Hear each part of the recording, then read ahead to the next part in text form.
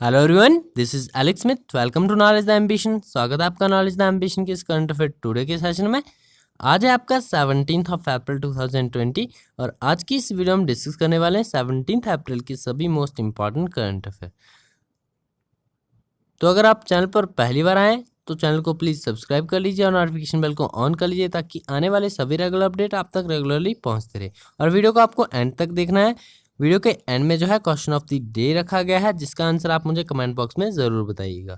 तो चलिए शुरू करते हैं। इस वीडियो का पीडीएफ जो है आप व्हाट्सएप ग्रुप से प्राप्त कर सकते हो। डिस्क्रिप्शन बॉक्स में सभी लिंक वहाँ पर दिए गए सोशल मीडिया प्लेटफॉर्म के सभी लिंक, जिससे आप नॉलेज द एम्बिशन के साथ सभी सोशल मीडिया प्लेटफॉर्म पर जुड़ सकते हो। तो पहला क्वेश्चन है हमारा, पूछा गया है कि the ministry of home affairs issued an advisory calling which among the following apps as unsafe. आपको बताना है मिनिस्ट्री ऑफ होम अफेयर्स ने एक एडवाइजरी जारी की है जिसमें कहा गया है कि निम्न में से कौन सी ऐप जो है आपकी अनसेफ है। एक ऐप को अनसेफ करार दिया गया है मिनिस्ट्री ऑफ होम अफेयर्स के द्वारा एक एडवाइजरी में, तो उसका आपको नाम बताना है। जूम, टीम व्यूअर, स्काइप या हाउस पार्टी। तो इसका राइट आंसर है ऑप्शन नंबर ए यानी zoom. The Union Home Ministry has issued an advisory stating that Zoom video conferencing app is not safe for private persons and entities.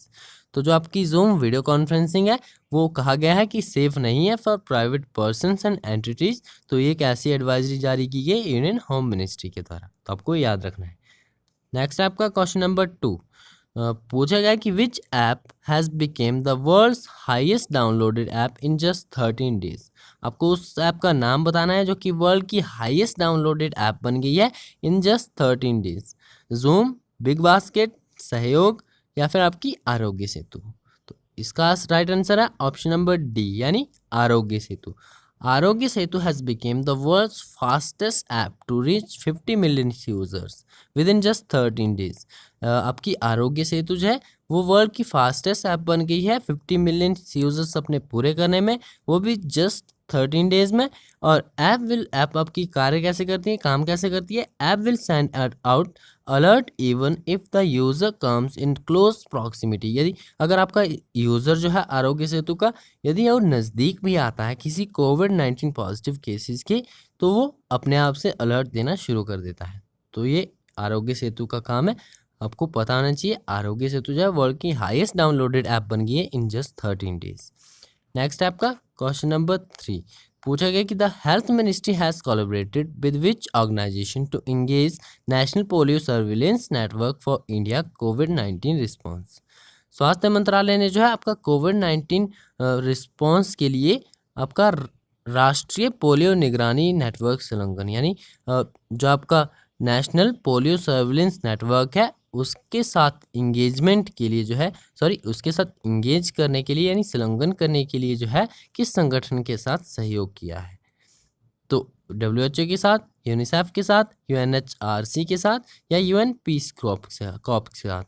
तो health ministry के द्वारा collaborate किया गया है WHO के साथ to engage national polio surveillance network for India's कोविड-19 response.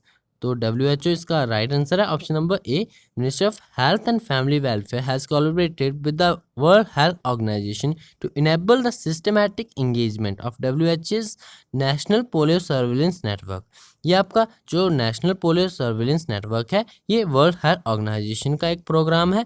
इसी के साथ आपका जो कोलैबोरेट करना है किया जा रहा है कौन सा आपका इंडिया का कोविड-19 रिस्पॉन्स। तो इसी के लिए आपका कोलैबोरेशन किया गया है WHO और हेल्थ मिनिस्ट्री के बीच में, तो आपको याद रखना है। WHO की बात करें तो हेड क्वार्टर है इसका जेनेवा स्विट्जरलैंड में। हेड है प्रेजेंट टाइम पे टेड्रोस एधनोम, फाउंड किया गया था 4 अप्रैल 1948 को। तो आपको इसके बारे में सभी डिटेल्स यहाँ पर याद रखनी है। नेक्स्ट हम बात करते हैं क्वेश्चन नंबर 4 की। पूछा गया the ministry of tourism has launched a new web series, what is it called. Ministry of tourism के द्वारा एक नई वेबिनार सीरीज जो है लॉन्च की गई है, इसका नाम क्या है। देखो अपना देश, पधारो अपना देश, देश मेरा या हिंदुस्तान मेरा देश। तो आपको उस वेबिनार सीरीज का नाम बताना है जो कि मिनिस्ट्री ऑफ टूरिज्म के द्वारा हाल ही में लॉन्च की गई है। तो इसका राइट आंसर है ऑप्शन नंबर ए यानी देखो अपना देश। ये जो देखो अपना देश नाम से वेबिनार सीरीज़ है ये लॉन्च की गई है मिनिस्ट्री ऑफ टूरिज्म के द्वारा। क्यों लॉन्च की गई है? आपकी बता दूं पहले कि 14 अप्रैल 2020 को ये लॉन्च की गई है। The webinar series aims to provide information about many destinations and culture from across India. तो पूरे इंडिया के डेस्टिनेशंस यानी टूरिज्म डेस्टिनेशंस और कल्चर को के बारे में इन्फॉर्म करने के लिए जो है आपकी ये वेबिनार सीरीज लॉन्च की गई है। तो आपको याद रखना है, मिनिस्ट्री ऑफ टूरिज्म के द्वारा देखो अपना देश नामक ये वेबिनार सीरीज लॉन्च की गई है। नेक्स्ट आपका क्वेश्चन नंबर 5 पूछा गया है कि RMS Titanic sank into the north Atlantic ocean on which day. अब आरएमएस टाइटैनिक के बारे में आप सभी जानते होंगे, जो आपका टाइटैनिक जहाज डूबा था नॉर्थ अटलांटिक ओशन में, जिसमें कि आपके 2000 से भी ज़्यादा पैसेंजर्स थे। तो काफ़ी कम लोग वहाँ पर बचे थे और ये जहाज़ डूब गया था नॉर्थ अटलांटिक ओशन में। तो आपको बताना है ये किस दिन ये घटना हुई थी, 15 अप्रैल 1912 को, 13 अप्रैल 1912 को, 15 अप्रैल 1913 को या 13 अप्रैल 1910 को। तो इसका राइट आंसर है ऑप्शन नंबर ए, यानी 15 अप्रैल 1912 का जो है आपका आरएमएस टाइटैनिक, जो कि 2000 पैसेंजर्स के साथ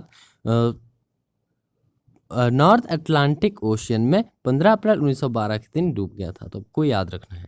नेक्स्ट है आपका क्वेश्चन नंबर 6 पूछा गया, the US state department has accused which nation of secretly carrying out low level underground nuclear test explosion. US state department के द्वारा आरोप लगाया गया है कि इनमें से किस देश ने जो है गुप्त रूप से निम्न स्तरीय भूमिगत परमाणु परीक्षण विस्फोट किया है। ईरान के द्वारा किया गया है, नॉर्थ कोरिया के द्वारा, इजराइल के द्वारा या चाइना के द्वारा। तो यूएस स्टेट विदेश विभाग ने जो है आपका ये आरोप लगाया है कि जो चाइना है, चाइना ने गुप्त रूप से जो है निम्न स्तरीय भूमिगत परमाणु परीक्षण किया है। सीक्रेटली उन्होंने एक low level underground nuclear test explosion किया है, ये यूएस का कहना है। चाइना के द्वारा ऐसा किया गया है, ये यूएस का कहना है, आपको याद रखना है।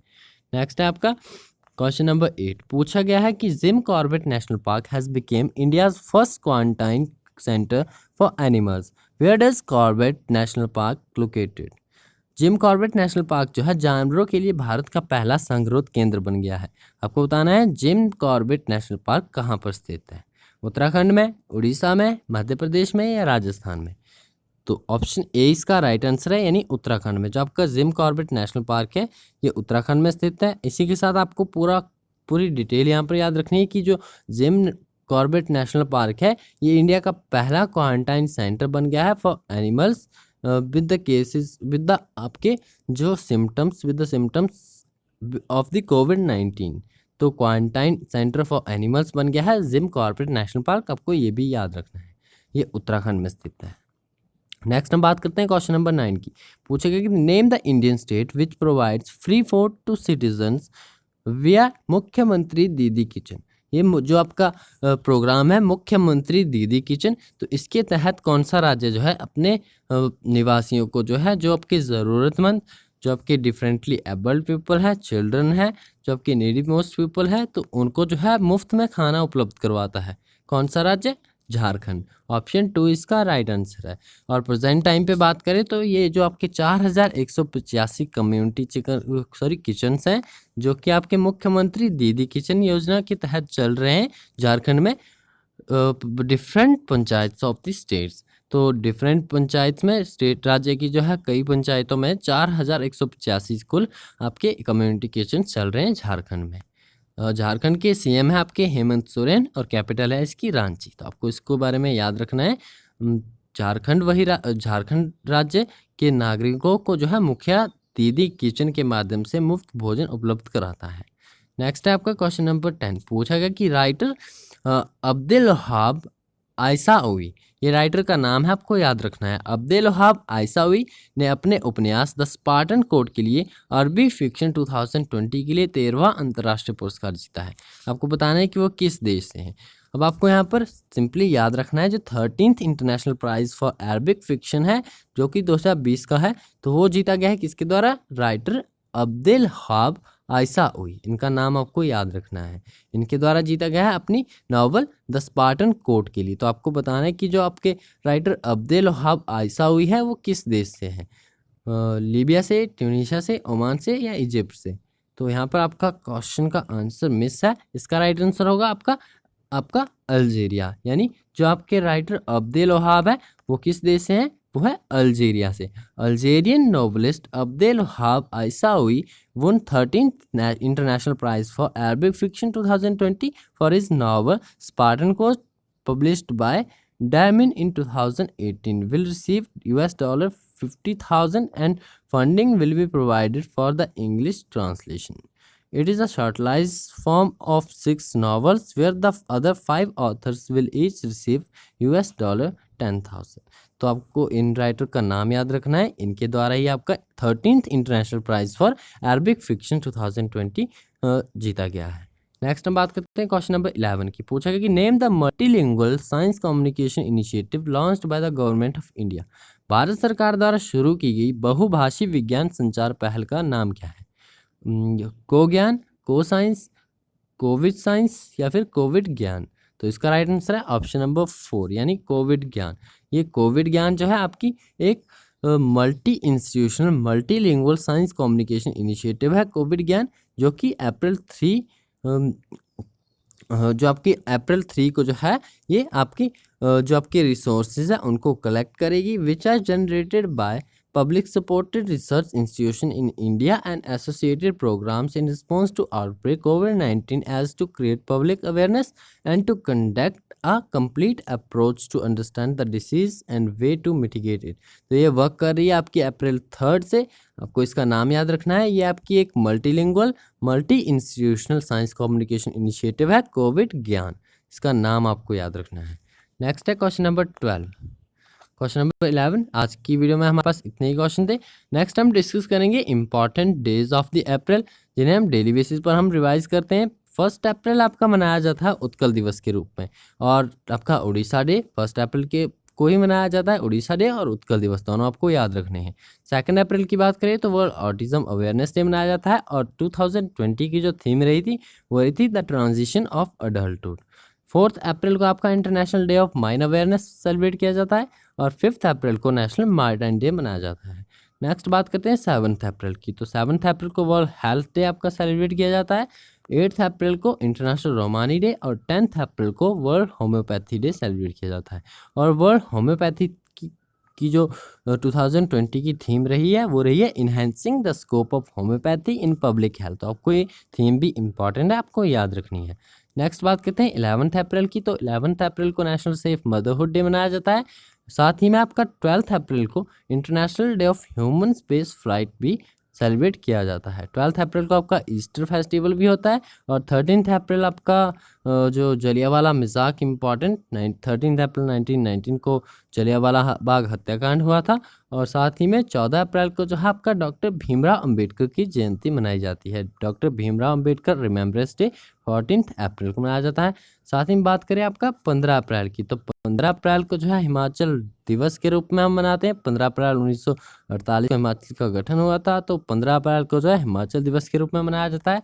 और बात करें आपका इंडियन आर्मी के द्वारा आपका 36 सियाचिन दिवस मनाया गया है आपका 13 अप्रैल 2020 को। तो ये भी आपको याद रखना है। और साथ ही में एक नई शुरुआत की गई है वर्ल्ड चागास रोग दिवस, जो आपका वर्ल्ड चागास डिजीज डे है, यानी विश्व चागा रोग दिवस 2020। ये फर्स्ट टाइम स्टार्ट किया गया है 2020 14 अप्रैल को। तो हर साल 14 अप्रैल को जो है आपका विश्व चागा रोग दिवस मनाया जाएगा, to spread awareness about the Chagas disease among the peoples. तो 2020 में इसकी शुरुआत की गई, फर्स्ट टाइम आपका 14 अप्रैल को ये सेलिब्रेट किया गया। तो आपको इसके बारे में भी ये याद रखना है। नेक्स्ट है आपका क्वेश्चन ऑफ द डे। इसका आंसर आप मुझे कमेंट बॉक्स में ज़रूर बताइएगा। पूछा गया है कि कितने भारतीय अमेरिकियों को जो है गुगेनहाइम फेलोशिप 2020 से सम्मानित किया गया है। ये आपका अवार्ड है गुगेनहाइम फेलोशिप 2020।